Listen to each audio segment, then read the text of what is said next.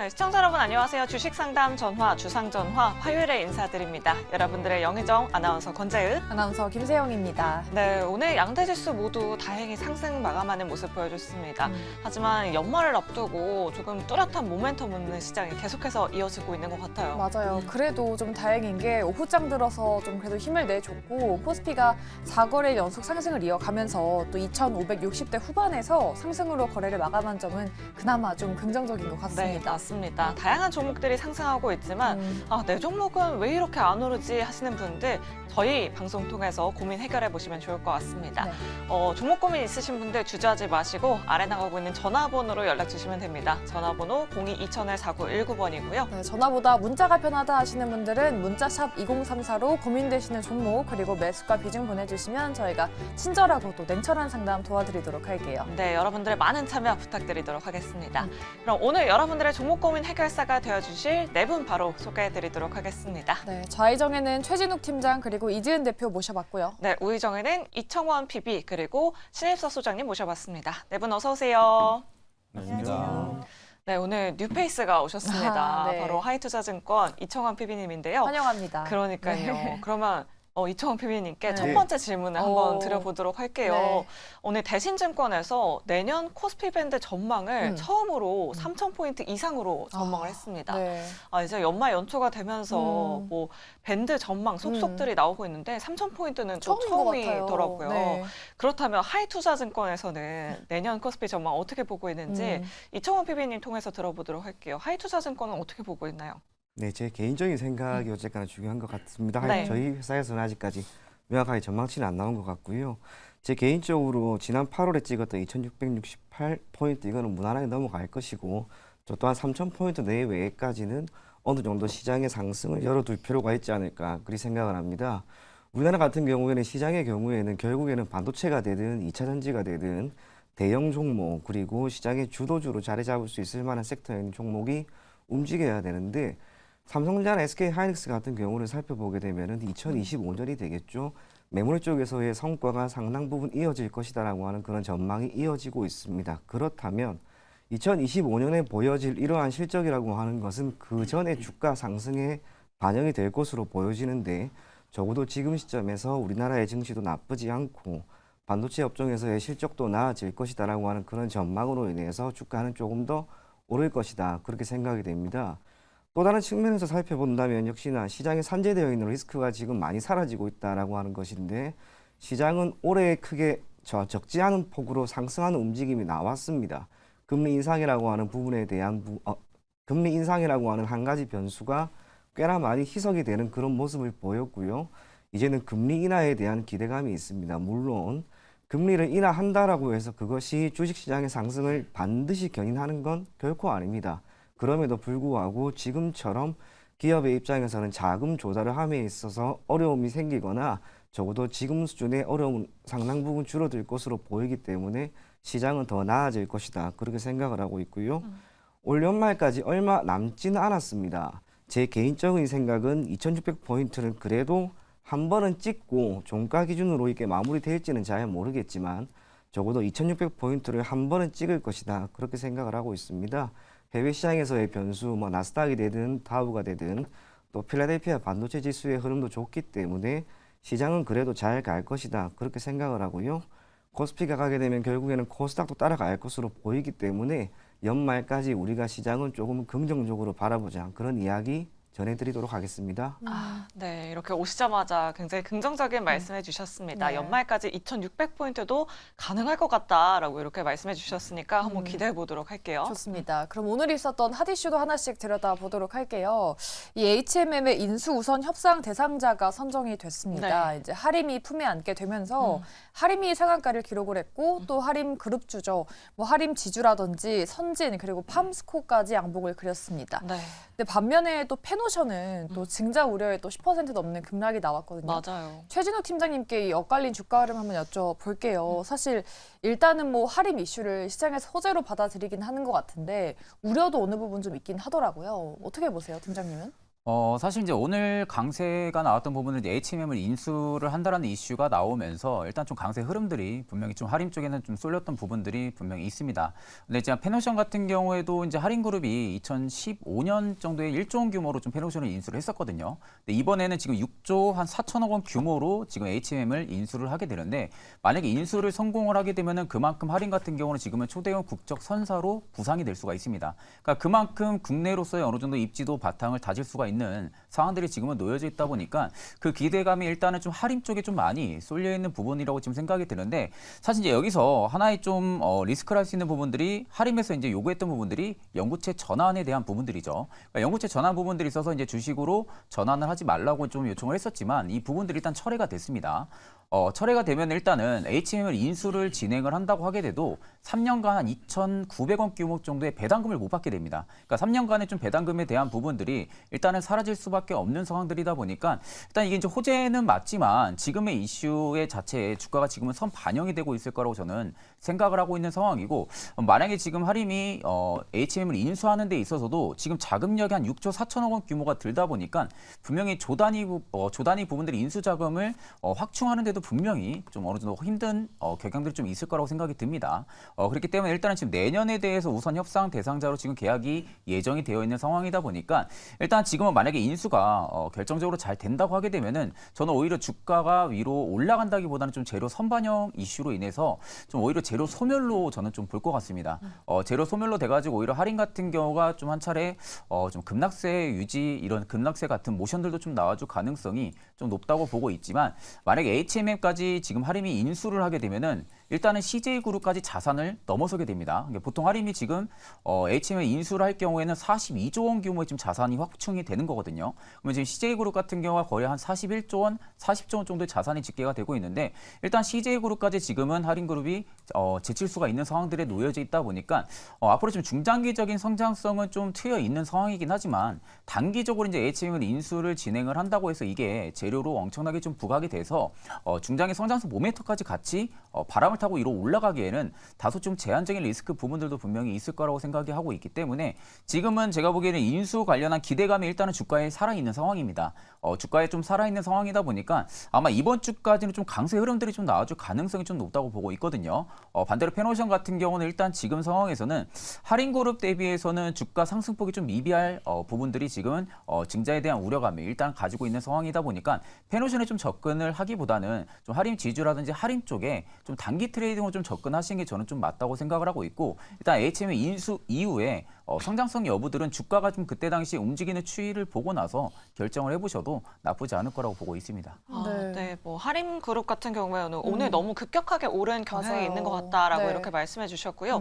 지금 시간의 거래에서도 할인 그룹주들 하락세 보여주고 있으니까 갖고 네. 계신 주주분들은 참고해 보시면 좋을 것 같습니다. 좋습니다. 저희 다음 이슈도 한번 짚어볼까요? 네. 에코프로의 내년 영업이익 전망치가 연초 대비해서 반토막이 났다는 이슈가 있더라고요. 그러니까요. 내년 실적 전망을 증권가에서는 1조에서 5천억 원으로 56%나 하향 조정했는데 네. 최근에 뭐 2차 전지 관련주들이 조금 잘 가지고 있잖아요. 네. 오늘 에코프로도 5% 넘게 상승했는데 연말이 되기 전에 2차 전지 좀 정리를 해봐야 할지 신일섭 소장님 통해서 한번 들어보도록 할게요.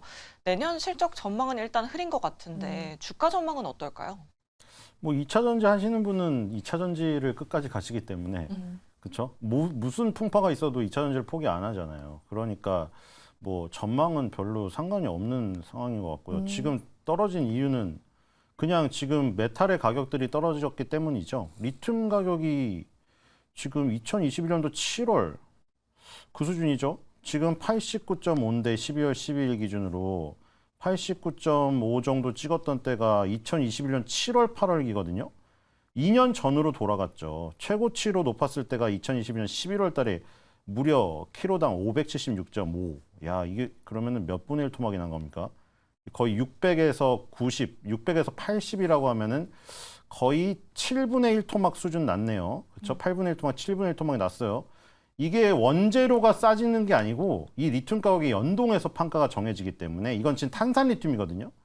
우리나라는 주로 수산화 리튬을 쓰긴 하죠.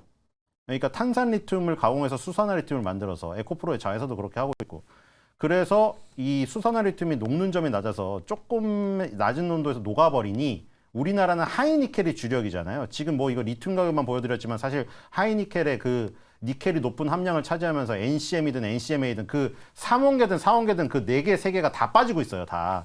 근데 거기서 녹는 점이 이제 리튬 어떻게 형성되는지는 아시죠? LFP 배터리는 인산철이라는 덩어리, 그러니까 전구체 덩어리가 그냥 태아 상태예요. 태아 상태, 우리 뱃속에 있는 태아 상태인데 탯줄로 이 리튬을 공급을 해주면 이제 살아나는 거죠. 배터리로, 리튬 이온 배터리로. 근데 이제 LFP 배터리는 중국이 보통 쓰는 거고 우리나라는 NCM, NCMA인데 하이니켈은 니켈이 높은데 니켈을 많이 써야 되니까 수산화 리튬이 유리한 거죠. 그러니까 중국은 LFP 배터리가 많으니까 탄산 리튬을 주로 쓰고 우리나라는 수산화 리튬을 주로 쓴다.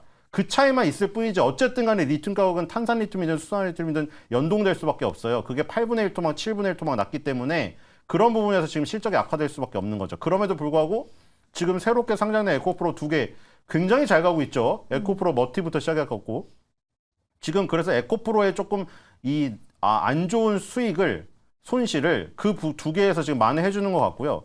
그리고 7분의 1 토막, 8분의 1 토막 난 게 오히려 반대로 생각하면은 또 좋을 수도 있어요. 예를 들어 지금 우리가 전저점이니 뭐 이런 거 지지선 뭐 이런 거 하잖아요. 여기에 2021년도 3월 달부터 2022년도 8월 달까지 그 80대에서 계속 횡보했던 그 자리가 있거든요. 지금 그 자리에 온 거죠. 2년 만에. 그러니까 어떻게 보면 기술적으로는 아주 중요한 지지선인 거죠.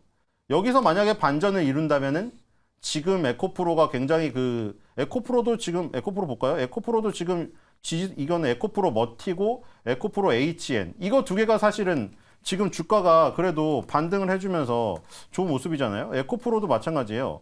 에코프로도 지금 사실 20개월 선 가까이 왔기 때문에 그쵸 비슷한 시점에 왔죠. 이것도 이 비슷한 시점이라는 게는 지지선 가까이 오고 있죠. 그렇기 때문에 이런 거를 봤을 때 결국엔 신규 매수도 가능하고 그리고 갖고 계신 분들은 손실이 클 수도 있는데 맞죠? 150만 원대에 사신 분들도 있어요. 분명히. 맞아요. 그렇죠? 그동안 그 다음에 물을 안 탄 거죠. 물을 안 타가지고 뭐 손실이 이렇게 커가지고 마음 아플 수도 있지만 결국에는 반대로 얘기하면은 그만큼 빠진 만큼 이 중간 저점이 될지 진짜 저점이 될지 진바닥이 될지 모르겠지만 반등의 확률이 높아지는 구간까지 오고 있다는 거죠. 메탈 가격이든 에코프로의 주가든 그러니까 뭐 뚝심 있게 가시는 이 2차전지의 주주분들이시기 때문에 1, 2년 갖고 포기하면 안 되잖아요. 뚝심이라는 게. 그렇죠? 어떤 이성을 굉장히 내 이성으로 만들려고 할 때도 굉장히 많은 노력이 필요한 거 아닙니까? 하루 이틀 노력해 보다가 돌아서 버리고 한 번 대시했다가 차였다고 해가지고 그냥 포기해 버리면은 그 남이 그 훌륭하신 분을 채가게 됩니다. 그렇죠? 그런 마음으로 2차전지를 투자한다고 생각이 되거든요. 대부분의 분들이 2차전지 투자하신 분들은 굉장히 충성심이 강하세요. 그런 충성심만큼 여기에 열의를 보여주시면은 투자의 열의를 보여주시면은 아주 좋은 리턴이 있을 것이다. 이런 생각이 듭니다. 네, 맞습니다. 2차전지 투자자분들 중에서 뭐 사실 실적을 보고 투자하는 분들은 좀 극소수이신 것 같아요. 미래를 보고 그러니까요, 또 꿈을 좀. 갖고 투자를 하시는 분들이 네. 많죠. 네, 맞습니다. 좀 1년, 2년 장기적으로 바라보자라고 이렇게 소장님이 코멘트해 주셨습니다. 네, 다음 이슈도 한번 짚어보도록 할게요. 이 정부가 내년에 정책금융 공급 규모를 212조 원까지 늘리기로 네. 했습니다. 세부적으로 보면은 반도체, 2차전지, 뭐 디스플레이 분야에는 17조 6천억 원을 공급한다라는 소식이 들려왔습니다. 네, 정부 정책이 또 들려온다면은 관련주들에 좀 힘을 많이 줄 수 있을 것 같은데 맞아요. 이지은 대표님께 한번 여쭤보도록 할게요. 오늘 뭐 반도체 관련주, 뭐 어버브 반도체, 에이펙트가 또 상한가를 기록을 했고 뭐 퀄리타스 반도체 같은 종목들도 급등이 나왔는데 이런 종목들이 뭐 정부의 정책에 의해서 좀 주가의 힘을 좀 더 받을 수 있을까요? 일단은 좀 촉매제는 분명히 될 수는 있을 것 같은데 이렇게 정부 정책이 붙었다는 이유 하나만으로 주가를 그 섹터 자체를 완벽하게 막 부양하기는 힘들겠지만 일단 그 업황 자체가 지금 또 좋은 긍정적인 얘기가 나오는 반도체라든지 이쪽이 가장 좀 빠르게 움직임이 나왔던 것 같은데요. 그렇지만 지금 뭐 방산이라든지 원전 쪽도 좀 세부 내용을 살펴보면 그 안에 좀 같이 있더라고요. 특히 정부 정책이 좀 중요한 그런 섹터에 만약에 이런 지원에 대한 이야기가 나온다라고 하면 지금 당장의 주가에는 큰 영향이 없다 하더라도 점진적으로 또 추후에 지금 내년에 2024년에 정부가 이쪽을 좀 주목을 하고 있고 이쪽 산업을 밀어주기 위해서 활동을 할 수 있겠구나라고 우리가 유추를 해볼 수가 있고 또 2024년에 정부 정책 쪽으로 또 이런 모멘텀이 붙을 수 있는 소식들이 나올 수 있다는 것을 좀 볼 수가 있을 것 같고, 지금 여기 보다 보면 이제 뭐 반도체, 2차 전지, OLED 쪽, 디스플레이 쪽도 얘기가 나오는데, 안 그래도 디스플레이 쪽도 지금 애플이 맥북과 그리고 아이패드에 OLED 적용한다라는 소식이 나오면서, 그러니까 이 정부 정책은 하나의 재료이지 이것만 가지고 주가의 탄력이 강하게 나온다라고 판단할 수는 없겠지만, 다른 소식과 함께 버무려졌을 때 좀 시너지 효과가 나올 수 있다라고 판단할 수 있을 것 같고요. 내년에 정부가 어디 쪽을 좀 집중해서 육성을 하고 좀 밀어주는지에 대한 이런 지표라고 생각을 하시고, 물론 또 연초에는 우리가 정부 정책주들을 또 특히 관심 있게 보다 보니까 이쪽으로 좀 포커스를 맞춰서 생각을 하시면 좋을 것 같고요. 지금 뭐 반도체, 2차 전지 시장에서 가장 주목을 받는 섹터에 또 정부에서 지원까지 붙는다고 하니까, 또 반도체 업황은 내년에 긍정적인 얘기들이 많이 나오는 만큼 좀 더 불을 붙여줄 수 있는 이런 매개체가 되지 않을까라고 생각이 됩니다. 좀 그래도 주가에 뭔가 모멘텀으로 작용하지 않을까 그런 기대감은 좀 있는 것 같습니다. 네. 정부 정책에 또 반하지 않는 종목들, 또 수혜를 받을 수 있는 종목들 한번 잘 지켜보도록 할게요. 네, 그럼 마지막 이슈도 한번 체크해 보도록 하겠습니다. 장 마감하고 이런 기사가 나왔습니다. 현대차가 러시아 공장을 매각하기로 결정했다라고 하는데요. 네. 매각되는 공장의 규모는 2,800억 원 정도라고 하고 13년 만에 내려진 결정이라고 합니다. 네. 우리 투자자분들은 이 뉴스를 어떻게 좀 해석을 해봐야 할지 최진욱 팀장님 통해서 들어보도록 할게요. 갑자기 저네요. 네. 일단 현대차 이 매각 러시아 쪽이다 보니까 저는 좀 일단은 이 영향 자체는 그렇게 크진 않을 거라고 생각은 하거든요. 일단 러시아 공장 자체도 제가 알기로는 올해 3월부터 가동 중단이 됐을 겁니다. 그러니까 지금 결국에는 지금 가동 중단이 된 상황에서 실제적으로 거기를 그냥 냅둘 이유가 없는 거죠. 현대차 입장에서는 지금 뭐 미국 쪽이나 이런 쪽으로도 계속해서 생산 라인들을 펼쳐나가고 있는 상황에서 러시아 쪽에서 오히려 지금 생산 가동 중단된 이슈로 인해 가지고 지금 공장을 그대로 그냥 가지고 있을 이유가 지금 전혀 없다 보니까 일단 매각에 대한 이슈가 좀 나오지 않았나라고 좀 생각을 하고 있는 부분들이고, 사실 이게 지금 현대차 같은 경우는 올해 3월부터 지금 러시아 쪽에 대한 생산 공장 라인이 중단이 됐다고 하게 되면은 이미 주가는 그 부분들이 반영이 됐을 가능성이 저는 좀 높다고 봅니다. 그렇기 때문에 오히려 최근에 바닥까지 잡아주고 다시금 V자 반등이 나와주고 있는 모습 속에서 오히려 러시아 관련한 부분들이 이게 좀 악재로 받아들이기엔 다소 좀 저는 어렵지 않을까라고 생각을 하고 있고, 사실 이제는 연초 시작하게 되면 이제 내년 포트를 이제 준비를 해야 되는 시기잖아요. 내년 포트를 준비한다고 하게 되면은 사실 현대차나 뭐 기아 같은 경우는 실적 대비해서는 전 주가가 굉장히 지금 싸다고 생각을 합니다. 그만큼 지금 주가가 굉장히 싼 구간들이 여전히 지금 영역을 유지를 해주고 있는 상황에서 오히려 지금 금리 인하에 대한 기대감이 살아있고 이제는 고금리 부분들이 완화가 된다고 하게 되면은 그만큼 밸류상 좀 효과를 받지 못했던 이런 성장주들이 저는 한 번 더 위로 올라가 줄 수 있는 좀 매개체가 될 수 있을 가능성이 좀 높다고 보고 있기 때문에 오히려 좀 러시아 관련한 이슈로 인해서 지금 뭐 이걸 매도를 진행을 해야 되는지 아니면 또 어떻게 해야 되는지 좀 이러한 대응보다는 오히려 저는 그냥 뭐 쉽게 좀 넘기신 다음에 오히려 좀 현대차에 대한 앞으로 실적 추이를 조금 더 체크를 해보시면서 투자 전략을 좀 잡으시는 게 저는 좀 맞다고 생각을 하고 있습니다. 실적도 한번 다 같이 체크를 해보면서 또 어떤 이슈가 나올지 체크를 하면서 주가 흐름도 잘 눈여겨보시면 좋을 것 같습니다.